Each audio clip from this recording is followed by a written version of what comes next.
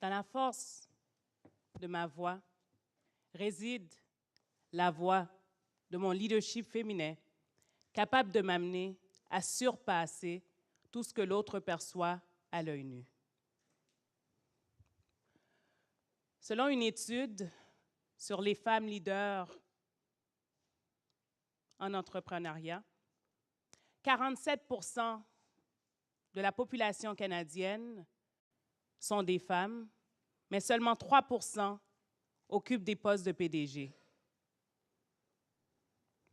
Comment ne pas voir que dans la force de notre voix réside la voix de notre leadership féminin, capable de nous amener à surpasser tout ce que l'autre perçoit à l'œil nu. En d'autres mots, saviez-vous que votre voix est votre clé pour propulser au-delà de vos rêves, de votre zone de confort? Saviez-vous que votre voix détient tous les pouvoirs nécessaires pour vous amener à accomplir votre mission et votre raison d'être? Et saviez-vous que votre voix vous permet de cheminer vers votre vision? Donc, j'ai cherché un peu la définition du mot « voix ». Selon le petit Larousse que nous connaissons tous, la voix est définie comme telle. Un nom féminin, comme tous les autres mots, hein, qui provient du latin « vox », qui fait référence à un ensemble de sons produits par les cordes vocales. Et aussi correspond, et c'est extraordinaire, à un appel intérieur. Ton appel intérieur, c'est ta pensée, c'est aussi ta crédibilité. Voix, V-O-I-X. Comment un simple mot de 4 lettres peut-il être si puissant?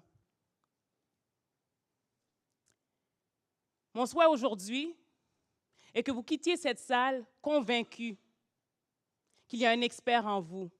Et ce, malgré ce que les autres perçoivent à l'œil nu. Vous avez tout ce qu'il vous faut en vous pour accomplir votre mission. Tel est le thème qui nous réunit tous aujourd'hui. La place de la femme, c'est une question de temps. Je dis 1000 fois oui. Par contre, c'est réalisable seulement si vous et moi réunissons nos voix ensemble pour provoquer le changement et stimuler d'autres femmes. Voix, un simple mot de 4 lettres, dont la puissance réside dans chacune de ces lettres. V pour votre vision, votre vocation. O pour vos obligations, vos objectifs. I pour vos idéologies, votre idéal. Et X pour l'assumer et l'accepter. Et c'est en vous racontant l'histoire de 3 femmes de tête, de cœur et de courage que je tiens à vous rappeler que dans la force de votre voix réside la voix de votre leadership féminin, capable de vous amener à surpasser tout ce que l'autre perçoit à l'œil nu. Premièrement, j'aimerais vous parler de Adelaide Hoodless. Deuxièmement, de Viola Desmond. Et troisièmement, d'une petite fille de 10 ans. Adelaide Hoodless, une femme bourgeoise, mène une vie confortable jusqu'à ce que sa vie bascule en 1887. Suite à une tragédie, la mort de son nouveau-né après avoir bu du lait impropre à la consommation. C'est après cette situation que sa voix rentre en jeu et que Adelaide se dédie à la cause des femmes. Ses objectifs sont clairs. Elle veut que davantage de femmes soient éduquées dans le domaine des sciences domestiques. Ses idéologies la poussent, en 1897, à fonder le premier institut féminin, en réunissant sa voix à celle d'autres femmes, elle parvient à fonder le Conseil national des femmes, les infirmières de l'Ordre de Victoria et la YWCA. La YWCA qui a été d'ailleurs pour moi un lieu où j'ai découvert mon propre leadership féminin. La deuxième femme que je voulais vous parler, Viola Desmond. C'est en 1914 que Viola Desmond, une femme de race noire, née d'une grande famille interraciale en Nouvelle-Écosse, elle décide de devenir femme d'affaires indépendante. Inspirée par le dur travail de ses parents et de leur implication dans le travail communautaire, elle ouvre une école de beauté pour former des esthéticiennes. Et par ses objectifs et son obligation envers sa communauté,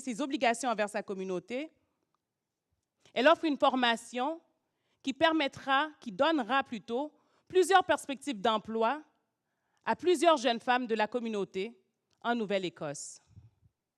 Cependant, en 1946, sa voix et sa vocation prennent une tournure totale. Ses objectifs et ses idéologies changent le soir du 8 novembre 1946. Oui, ici au Canada, Viola est incarcérée pour avoir refusé de s'installer dans une section du cinéma réservée aux personnes de race noire. Malgré que l'État et les responsables de l'ordre refusent d'accepter qu'il s'agit là d'une question de discrimination raciale, son cas polarise toute la population noire de la Nouvelle-Écosse et des États-Unis. Et elle va utiliser sa voix pour contester les pratiques ségrégationnistes en Nouvelle-Écosse, pour lutter pour le changement de la situation des Noirs en Nouvelle-Écosse et partout au Canada, et pour protéger nos droits. Maintenant, l'histoire de la petite fille de 10 ans.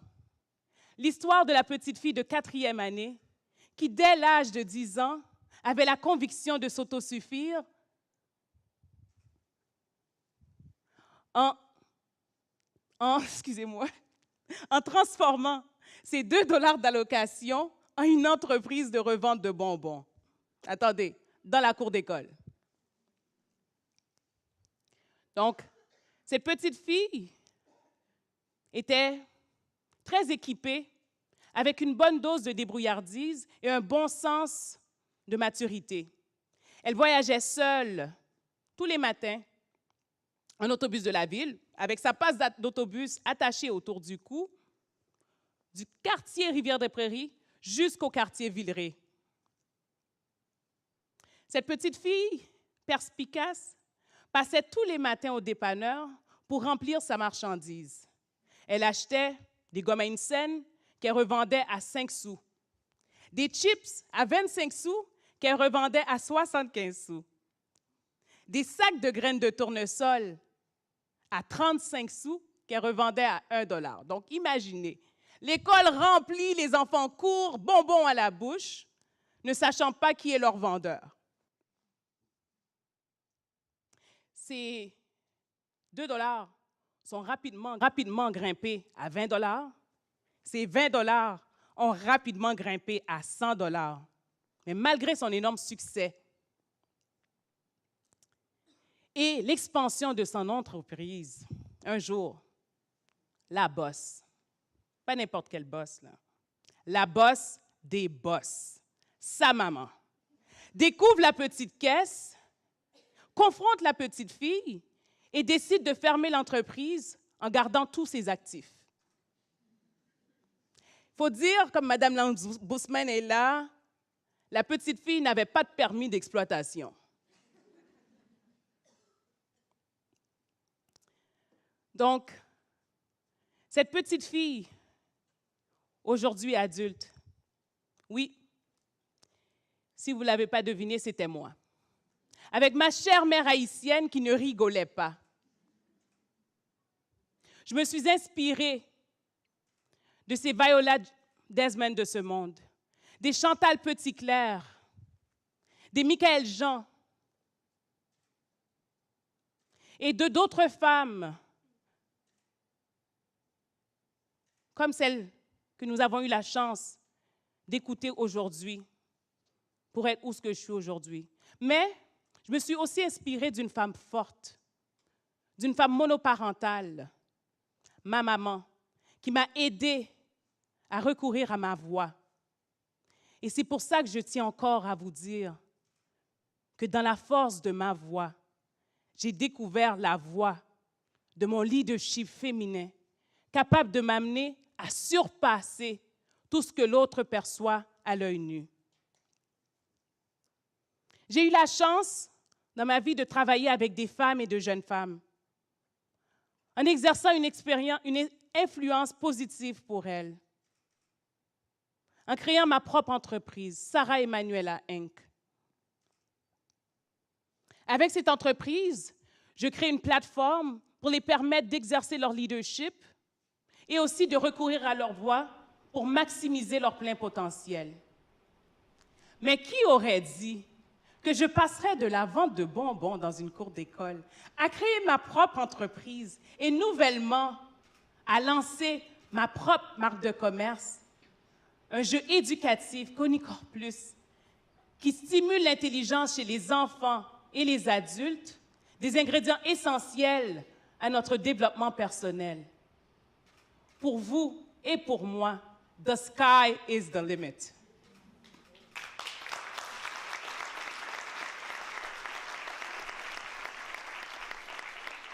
En conclusion, qui que vous êtes, d'où que vous venez, n'oubliez jamais, il y a un expert en vous, et ce, malgré ce que les autres disent ou perçoivent à l'œil nu. Rappelez-vous que vous avez tout ce qu'il vous faut en vous pour trouver votre vocation, votre vision, pour reconnaître vos objectifs et vos obligations, et pour trouver vos idéologies et votre idéal. Vous avez la chance aujourd'hui d'être aux premières loges pour passer à l'action. N'attendez plus, car l'expert de votre réussite, c'est vous. Passez à l'action. Je suis Sarah Emanuela, and I am Woman of Strength.